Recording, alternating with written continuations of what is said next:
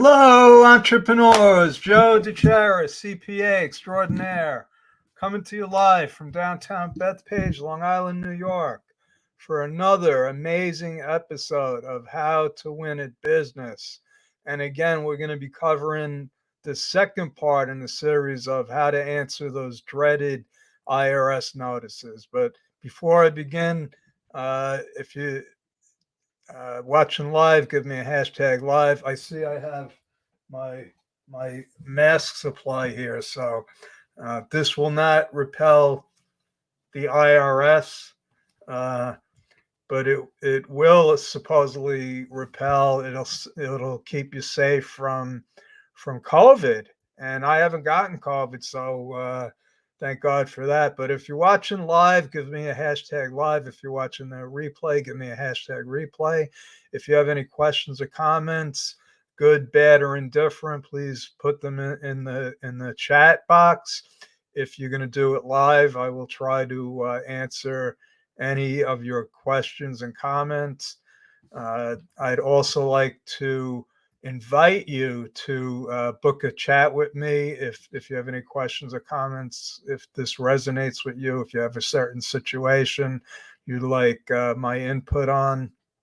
Please feel free to go to timewithjoe.com. Please don't book a chat with me just to chat about life and to network. If you want to do that, you're free to go to mastermindwithjoe.com. We meet every Friday at 11:30 a.m. till 1 p.m. on that's Eastern Standard Time. And let's get right to it here, folks, because this is serious business. This is part of the email that I got where the IRS actually claims, and I put that claims to have suspended some of these unfiled return and collection notices. Now, when I say claim, let me get rid of that banner. When I say claim, what I mean by that is, I've learned, especially recently, to not believe everything you hear from the IRS. Not that they don't mean to do what they say, but everything is machine driven now. They these letters come from what they call the ACS unit, automated collection system, which my aunt worked for them for over 20 years. She's retired now, but I do get some interesting information from her about how they work, how they manage their departments, and it's not good. Their managers, basically, there's a revolving door, and you could imagine you're trying to work your way up in an organization and you want to put your mark on it, and it's hard to get a new boss every 12 to 18 months. So her department was sort of like a stepping stone, and that's not how you run a business. That's not how you run any organization. There's got to be some kind of stability. Their computer systems are outdated. I could tell you some stories of stuff that's been happening that defies logic. It sort of tells me that they've been hacked. Okay, something is seriously wrong with their computer system. And yesterday, I went through, and let's go through this again. Uh, no, we don't want to do that. The CP80. Now, actually, let's go to the balance due returns, because this is a dreaded notice. You get a bill from the IRS. I'm sure millions and millions of people pay these because they don't have an accountant or somebody to even look at this. They assume that the notice is correct.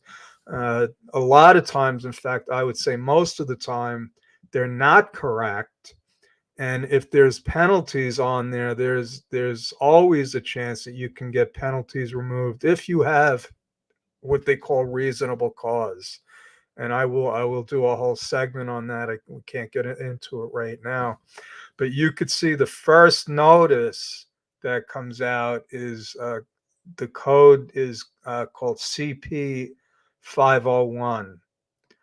Okay, and that's the first notice. Then a couple of weeks later, probably I'd say 4 to 6 weeks later, I should know exactly uh, what the time frame is, but I never kept track of it, to be honest with you, because usually if a client gets their first notice, I'm on top of it. If a client forgot to give it to me, or they come as a referral and they already got their second notice, uh, they're saying, "Hey, this is the second time we did you open the first letter? Yo, you owe us money.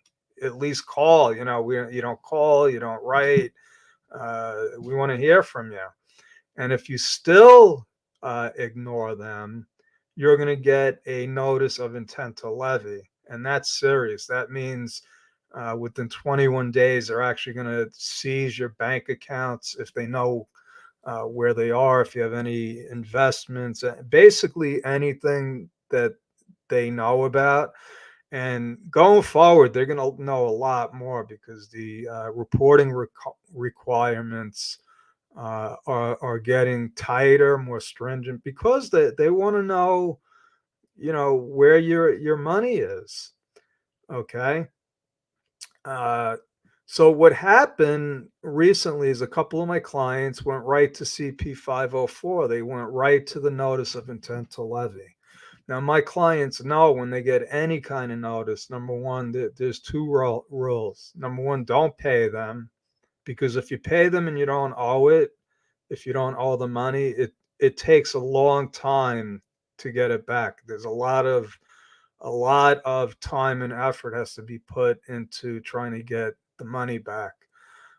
So you got to weigh the amount that's in question with the time, with your time.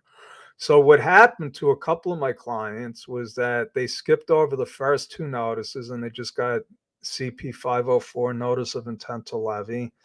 And I said, well, what happened? You know that you should, the second rule besides don't pay it is take a picture of it and text it to me so that I know if it's junk mail. A lot of times it's junk mail.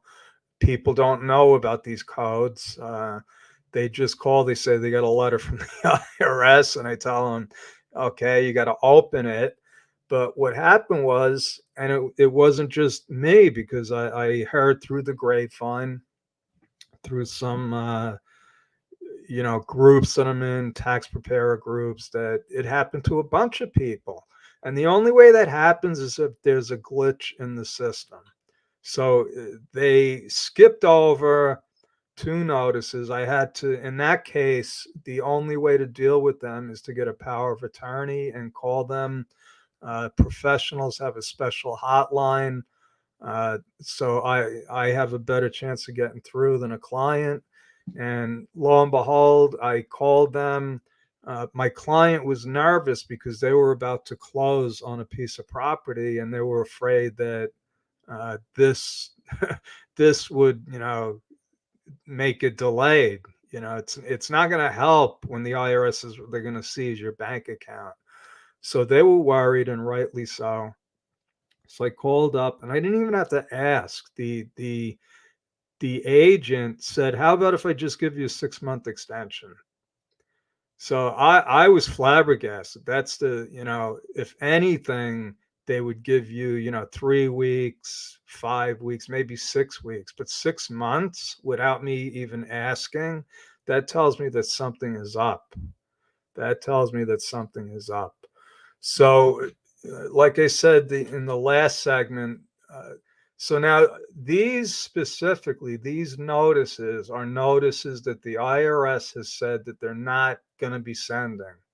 Now, that doesn't mean that they're not going to send them to everyone, because some of these are required to be sent uh, by law, because there's time limits on how long they have to collect.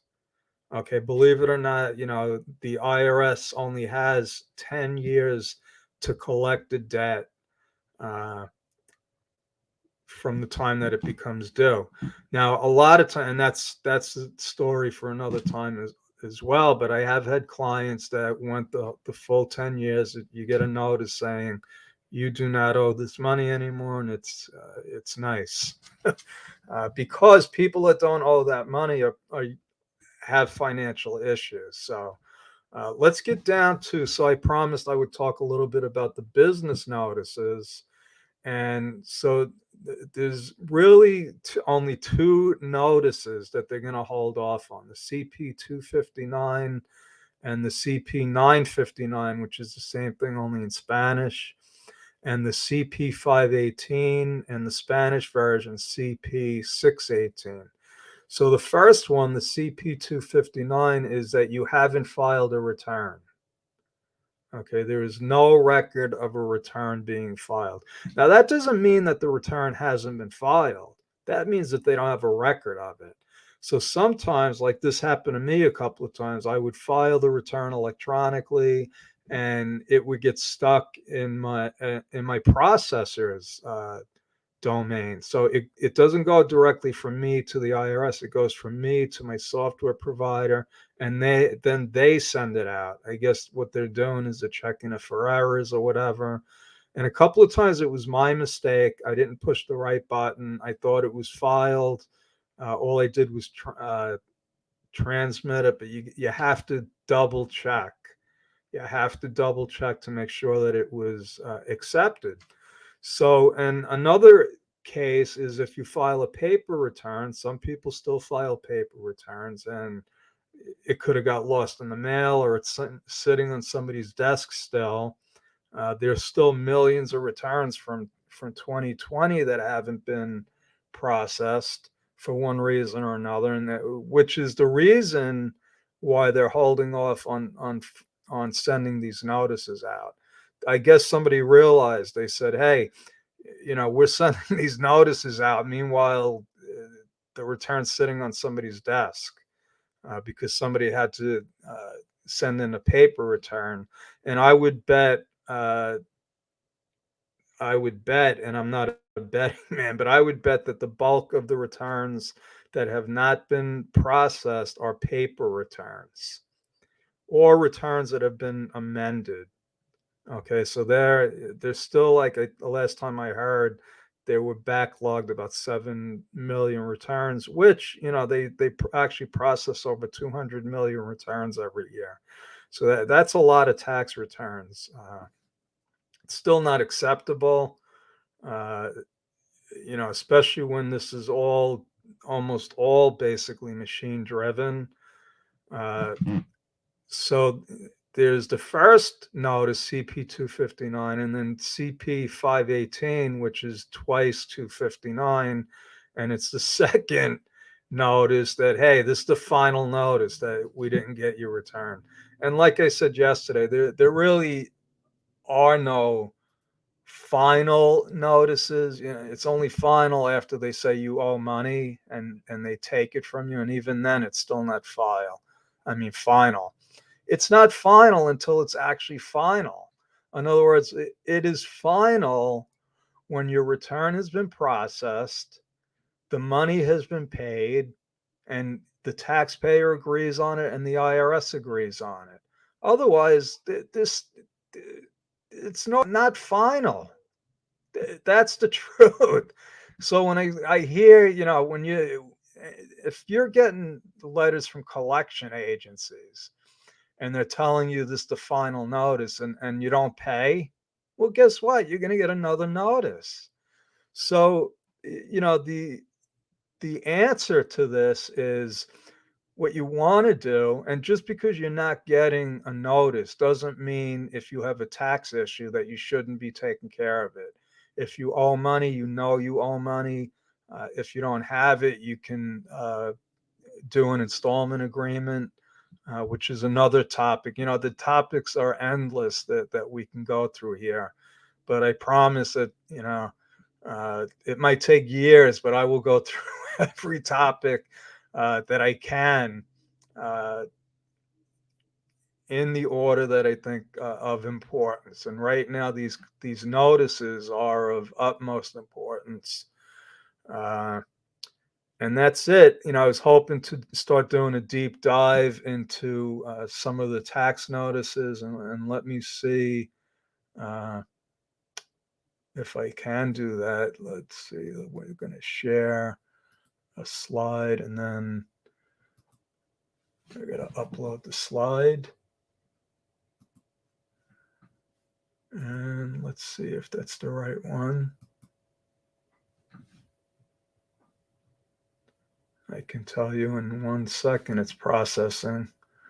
It's processing. But while we're waiting, folks, so uh, in the next segment of tax notices. Now I can't show you that because I didn't blank out the name and all of that stuff. So this is still confidential. But in the next segment, we're actually going to go into some real tax notices, and I'm going to explain uh, the information that you have to hone in on, what type of letter, the period, the tax form, and the actual issue. Okay, because when you get a notice, there's a lot of pages, and usually there's only one or two that actually matter.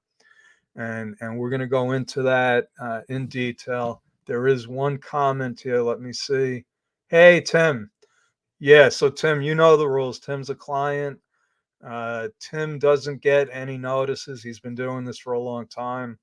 If he gets a notice, Tim knows what to do because Bedrock has his back. He knows that. I think he sleeps better at night now, knowing that he's got a go-to person, and that's important, folks. You know, millions of businesses, probably tens of millions. There's only 30 million businesses in the USA, and over 25 million are still classified as sole proprietors.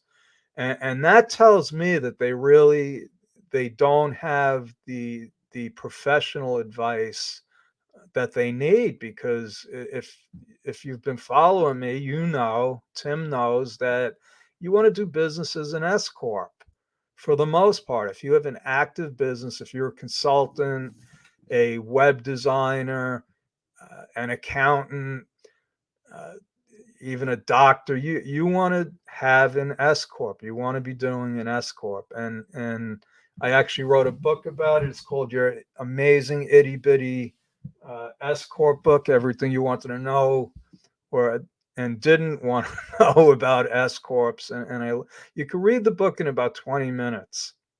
And there's a whole slew of itty bitty books. My friend Susie Pruden put that idea together. She's got well over 100 authors now on all types of topics, from hypnotherapy to how to smoke marijuana to, you know, setting up your own S corp.